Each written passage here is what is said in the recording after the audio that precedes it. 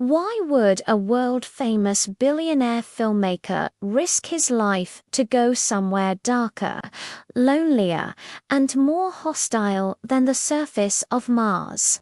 A place where he would spend hours completely alone at the bottom of the ocean.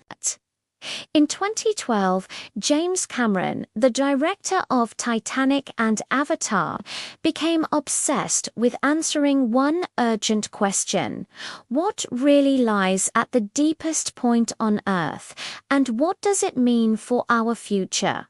The answer he found is astonishing. When Cameron finally reached the Challenger Deep, nearly 11 kilometers beneath the Pacific, he didn't find a lifeless grave.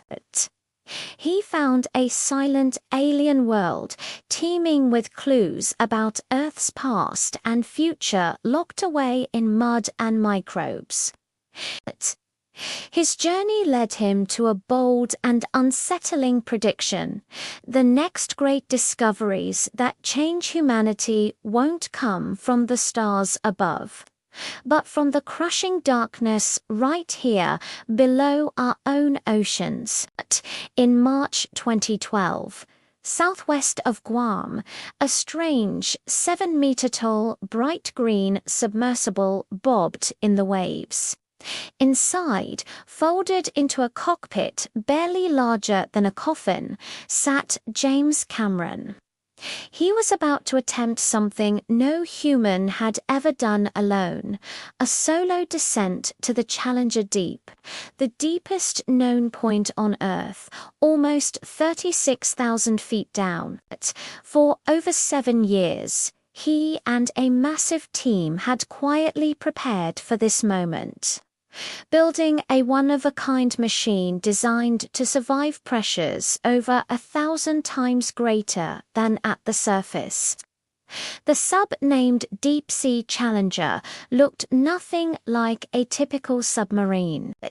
It was a tall, narrow, vertical craft, packed with syntactic foam for buoyancy, batteries in pressure-resistant shells, and an arsenal of cameras and sampling tools.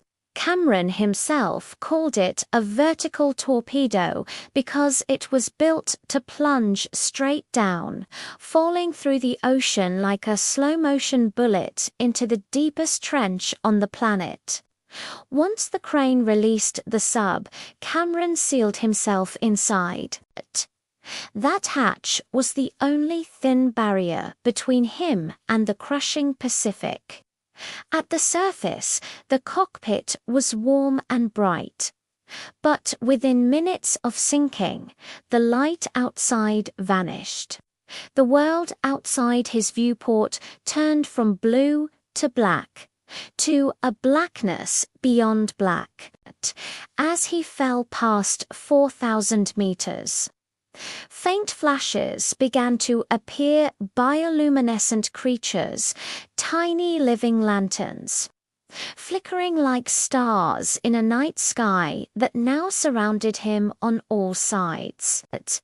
The numbers on his depth gauge climbed relentlessly: 5,000 meters, 7,000, 9,000, at around 10,000 meters. The pressure outside was so extreme that any ordinary hull would collapse instantly. It was the equivalent of several jumbo jets resting on a single square meter. Inside, Cameron had only a few cubic meters of space, packed with the electronics and life support that stood between him and instant death.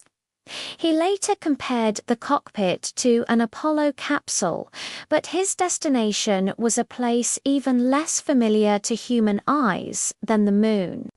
After a descent of about 2.5 hours, his depth gauge read 10,898 meters. He had reached the bottom of the Challenger Deep. When the sub touched down, it kicked up a soft cloud of fine grey sediment. For a moment, his view was a swirling fog of seafloor dust.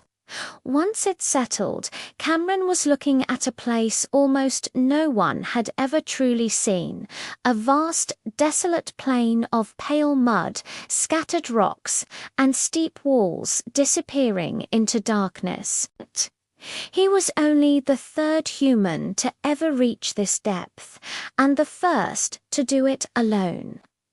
The last visit was in 1960 when Jacques Piccard and Don Walsh stayed for just 20 minutes with limited visibility.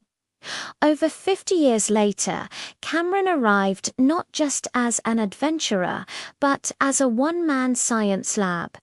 His sub carried high-definition 3D cameras, sediment samplers, a robotic arm, and a slurp gun designed to suck up small organisms.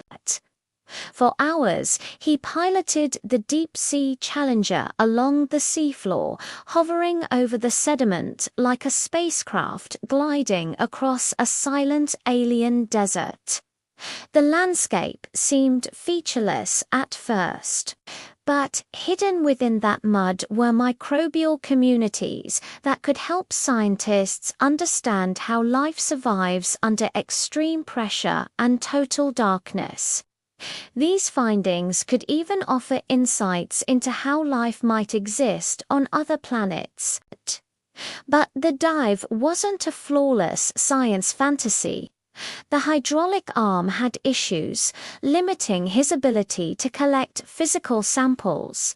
He had to constantly balance risk and reward, weighing every maneuver against the need to save enough power to jettison his steel weights and rocket back to the surface.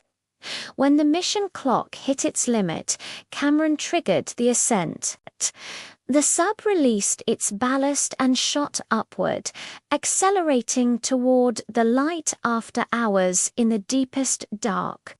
The return trip was much faster, and as he rose, sunlight finally broke through the water.